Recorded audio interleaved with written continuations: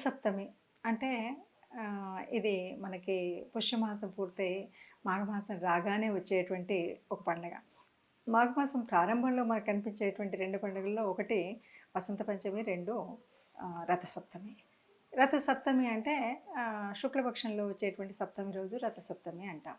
ఇది రథసప్తమి ఎవరికి సంబంధించింది అంటే సూర్య భగవానుడికి సంబంధించింది. సూర్యుడు పుట్టినటువంటిది అంటే సూర్య జయంతి అని చెప్తూ ఉంటాం. ఆ సూర్య జయంతి రోజు మనం ఏం చేయాలి, ఎలా చేయాలి, అసలు సూర్యుడిని ఎలా తలుచుకోవాలి అంటే సూర్య భగవానుడు తనకున్నటువంటి సప్త కిరణాలతో రథారూఢుడై అంటే ఆయనకు ఆ కిరణాలనే మనం 7 అశ్వాలుగా చెప్తూ ఉంటాం. ఆ 7 అశ్వాల్లో ఆయనకున్నటువంటి ప్రత్యేకత ఏంటంటే ఆయన రథం కూడా ఎలా ఉంటుందంటే ఏకచక్రంతో ఉంటుంది. పోనీ రథం తోలేవాడైనా ఎవరైనా ఎలా ఉంటారు అంటే చక్కగా బలంగా బలిష్టంగా ఉండాలి. అంత బలిష్టంగా ఉన్నటువంటి అతడు ఆ రథసారథి ఆరూరుడు అంటే తొడలు లేనటువంటి వాడు ఉంటాడు. అలా ఉన్నప్పటికీ కూడా ఆ మేఘాలను ఛేదిస్తూ సూర్యుడు నిరంతరం ప్రయాణించేటువంటి ఒక వ్యవస్థ కనిపిస్తుంది. అంటే సూర్యభగవానుడు అంటే సూర్యుడు లేకపోతే జగత్తే లేదు. అసలు ఈ విశ్వంలో ప్రాణకోటి ఏదీ లేదు. సూర్యశక్తి ఉంటేనే మనం అందరం కూడా ఈ సకల జీవరాశులు మనుషులే కాదు అందరూ కూడా మనకు కావాల్సినటువంటి పోషక పదార్థాలన్నీ కూడా తయారవ్వాలన్నా మనం తినాలన్నా తిన్నది అరగాలన్నా సూర్యుడి యొక్క శక్తి కావాలి. అలాంటి సూర్యభగవానుడిని ప్రత్యక్ష నారాయణ అయినటువంటి ఆ సూర్యదేవుడిని ప్రార్థించేటువంటి పండుగే మనకి రథసప్తమి. మరి ఈరోజు ఏం చేస్తారు, ఎలా చేస్తారు అంటే మొన్నటి వరకు మనం సంక్రాంతి వరకు కూడా ఎవరైతే గోమయంతో చేసుకున్నటువంటి పిడకలతో అంటే గొబ్బిళ్ళు పెట్టాం కదా, ఈ గొబ్బిళ్ళన్నింటినీ కూడా చాలా వరకు ఒక చోట పోసి ఆ గొబ్బిళ్ళతో చేసుకున్నటువంటి పిడకలు అవన్నీ దగ్గరగా చేసుకుని ఇక్కడ ఆరు బయట అంటే తులసి కోటకి దగ్గరగా సూర్యుడి వైపు అంటే ఆ తూర్పు వైపు చూస్తూ ఉదయమే మనం ఏంటంటే ఆ సూర్యుడు తొలికిరణం భూమాత మీద పడక ముందే మనం అంతా కూడా ఇల్లు వాకిలి శుభ్రం చేసుకోవడం, తులసి కోట దగ్గర శుభ్రం చేసుకోవడం, వీటితో పాటు చక్కగా ఆవు పాలు తెచ్చుకొని అక్కడ ముగ్గు వేసి సూర్యుడికంటూ ఒక రథాన్ని ఏర్పాటు చేస్తారు. ఈ రథం ఎలా ఉంటుంది అంటే చక్కగా చిక్కుడుకాయలతో చేస్తారు.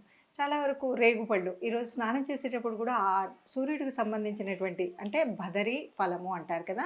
భదరి అంటే గుండ్రంగా సూర్యుడి ఆకృతిలో ఉన్నటువంటి ఒక రేగుపండు అనమాట. ఆ రేగుపళ్ళని తల మీద పెట్టుకోవడం, జిల్లేడు ఆకులు దీన్ని కూడా అర్కపత్రం అంటాం. అర్కము అంటే కూడా మళ్ళీ సూర్యుడే, సూర్య భగవానుడికి సంబంధించినటువంటి ఇవి 2 కూడా ఆరోగ్యాన్ని ఇచ్చేటువంటి. అసలు సూర్య నమస్కారాలు కానీ సూర్యుడికి సంబంధించినంత వరకు ఏదైనా ఏం చెప్తారు, ఆరోగ్యం బాగాలేని వారు ఎవరైనా సరే సూర్యుడికి నమస్కరించాలి అంటారు కదా. అలా సూర్య భగవానుడికి సంబంధించినంత వరకు స్నానం దగ్గర నుండి అలంకరణ దగ్గర నుండి శుభ్రం చేయడం దగ్గర వరకు అంతా కూడా ఆ సూర్య జయంతి చేసుకోవడం కోసం చక్కగా ఇల్లు వాకిలి శుభ్రం చేసుకోవడం, ఇంట బయట చక్కగా ముగ్గులు పెట్టుకోవడం, చక్కగా అర్కపత్రము తర్వాత రేగుపళ్ళు పెట్టుకొని స్నానం చేయడం. దీని తర్వాత ఒక చిక్కుడుకాయలు తెచ్చి చక్కగా రథంలాగా గుచ్చి ఒక రథాన్ని చేస్తూ ఉంటారు. చేసిన తర్వాత ఆ సూర్యుడు వెలుతురు కిరణాలు పడే చోట తులసి కోట ముందు చక్కగా ఈ పిడికలతో ఆవు పాలని పెట్టి అవి పొంగే వరకు చూస్తారు. మనకు తెలుసు ఎప్పుడు కూడా పాలు పొంగించడం వల్ల మన ఐశ్వర్యం ఏ రకంగా ఉంది, ఎలా ఉంది, మనకి ఏ రకమైన వృద్ధి చెందుతుంది అని తెలుసుకునేటువంటి వాళ్ళం కదా.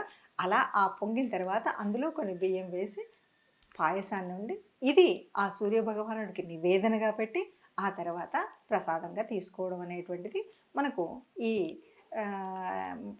ముఖ్యంగా ఈ సప్తమి రోజు చేసేటువంటి ఒక వేడుక.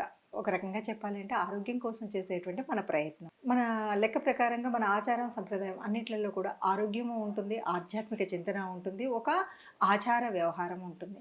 అందువల్ల ఈ ఆచారాలు ఈ పండుగలు అన్నీ కూడా మన ఆరోగ్యాన్ని కలిగించేటువంటివి, ఒక శాస్త్రీయత కలిగినటువంటి అంటే ఆ అర్కపత్రం పెట్టుకోవడం కానీ రేగాకు దీంట్లో ఒక రకమైన శాస్త్రీయత ఉంది.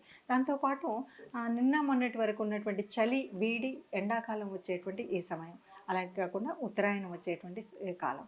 అందువల్ల ఈ రథసప్తమి అనేటువంటిది ఆరోగ్యాన్ని కాపాడుకోవడం కోసం చేసుకునేటువంటి పండుగ.